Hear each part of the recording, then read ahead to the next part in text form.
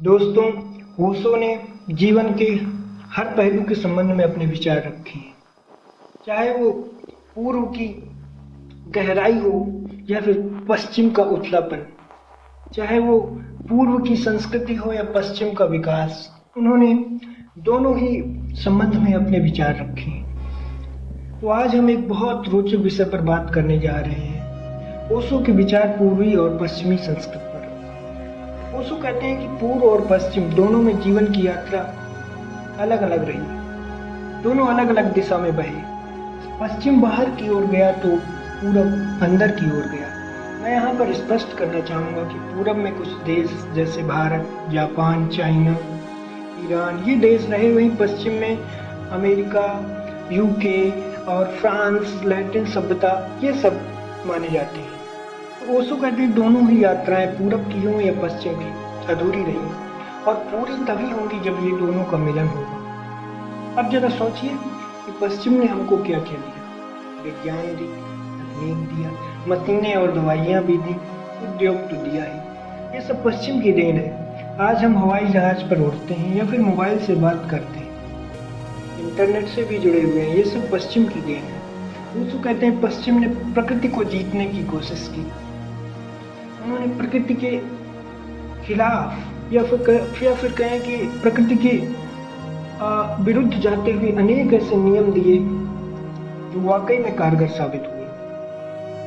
उनकी सोच रही है कि अगर हम बाहर की दुनिया को नियंत्रित कर लेंगे तो जीवन सुखमय हो जाएगा। और सच यही है, पश्चिम ने बाहरी विकास में कमाल कर दी, लेकिन भीतर कुछ भी नहीं। भीतर का क्या? ओशो कहते हैं कि बाहर से पश्चिम का आदमी संपन्न दिखता है और भीतर से खोखला। बहुत सारी चीजें हैं लेकिन शांति नहीं है, बेचैनी है। पैसा तो है, साधन तो है, पर मन बेचैन है। वहीं अगर पूरब की बात करें, भारत जैसे देशों की बात करें, तो यहाँ की यात्रा बिल्कुल अलग है। भारत हो या चीन, तिब्बत, जापान, इन सब जगहों पर ध्यान और साधना की परंपरा रही। यही फली फूली बुद्ध हो या महावीर, पतंजलि हो या कबीर, इन सब ने कहा बाहर मत दौड़ो, भीतर झांको, असली खजाना वही है। पूरब ने आत्मा की खोज की, यहाँ आपको मोक्ष मिलेगा, समाधि मिलेगी, निर्वाण मिलेगा। लेकिन ओशो कहते हैं कि पूरब ने बाहर की दुनिया को नजरअंदाज कर दिया। यही इसका मुख्य दोष है कि इसने बाहर की दुनिया को पूर्णतः नजरअंदाज कर दिया। इसलिए यहाँ गरीबी रही, भूखमरी रही, बीमारियां पनपती रही और आत्मा का खजाना तो मिल गया लेकिन पेट खाली रह गया।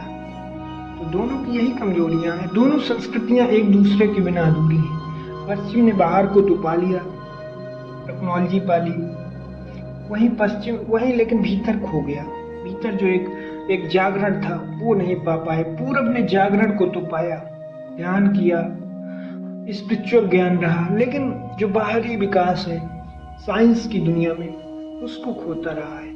यह ऐसे है कि जैसे पक्षी का एक पंख मजबूत हो और दूसरा कमजोर, बिल्कुल कमजोर। सोचिए अगर वही पक्षी क्या उड़ जाएगा तो उड़ पाएगा? संभव नहीं है। इसी तरह पूरब और पश्चिम अकेले में उड़ना इन दोनों के लिए संभव नहीं है। इन दोनों ही अधूरे हैं एक्चुअली में। पूरब अधूरा है क्योंकि उसने बाहरी दुनिया से नाता नहीं रखा। वहीं पश्चिमी अधूरा है क्योंकि उसने अंदर की दुनिया में नहीं झांका। तो उपाय क्या है? ओशो कहते हैं उपाय है दोनों का मिलन, दोनों को मिला दिया जाए। पश्चिम में जो विज्ञान है या जो तकनीक है उसको मिला लें, और पूरब में जो ध्यान है, अंतरकरण की शक्ति है, जो शांति है, अगर इन दोनों को मिला लें, अगर यही पूरब और पश्चिम मिल जाए तो एक नया इंसान बन जाएगा, एक नया इंसान जन्म लेगा। और भविष्य का मनुष्य बाहर से तो संपन्न होगा और भीतर से शांत भी होगा। ऐसे मनुष्य की कल्पना की ओशो ने। ऐसा मनुष्य आज की दुनिया में हमें चाहिए, जो बाहर की दुनिया से भी परिपूर्ण हो और अंदर की दुनिया में भी परिपूर्ण हो। अब ओशो कहते हैं अगर पश्चिम का आदमी ध्यान करना सीख ले तो समृद्धि मिलेगी। उसको पैसा, उसको तकनीक, उसको दौलत, सब और सुंदर मिल जाएगा। और पूरब का आदमी अगर विज्ञान और तकनीक को अपना ले तो उसकी साधना और ध्यान, भूख, गरीबी सब दूर हो जाएंगे। आज हम देख रहे हैं कि पश्चिम में योग और ध्यान सीख रहे हैं लोग, लोगों में योग के प्रति चेतना बढ़ी है, लोग सीख रहे हैं।